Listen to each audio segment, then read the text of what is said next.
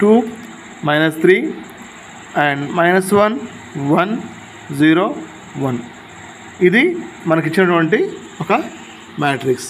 వాళ్ళు ఏమంటున్నారు, ఈ యొక్క మ్యాట్రిక్స్ యూజ్ చేసి ఏమంటున్నారు, ఈ యొక్క మ్యాట్రిక్స్ని నార్మల్ ఫామ్లోకి కన్వర్ట్ చేయండి. అంటే ఏమంటున్నారు వాళ్ళు, ఇలా ఈ ఎలిమెంట్ అంటే ఏంటి, A1 అనే ఎలిమెంటు, B2 అనే ఎలిమెంటు, C3 అనే ఎలిమెంటు, D3 అనే ఎలిమెంట్ని తప్ప మిగిలిన ప్రతి ఎలిమెంట్ని కూడా 0 చేయాలి.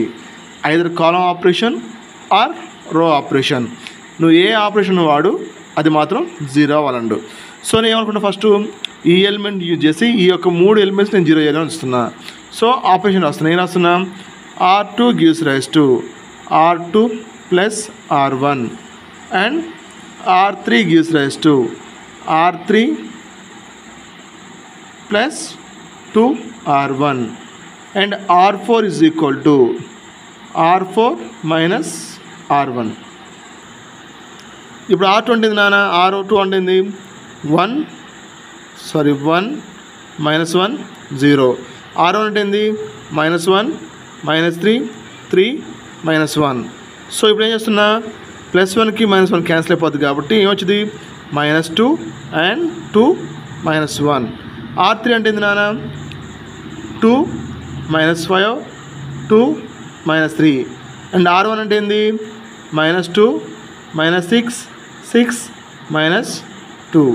అప్పుడేమో చూడండి, 0 -11 8 -5 0 -11 8 -5. R4 అంటే నాన్న ఈ యొక్క ఎలిమెంట్ 0 చేయాలి కాబట్టి అప్పుడేమేది, R4 అంటే